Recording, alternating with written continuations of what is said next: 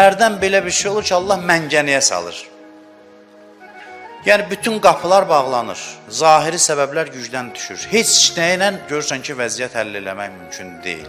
Bu həll edici nöqtədir ki, sən o məqamda sırf imanın yoxlanılır.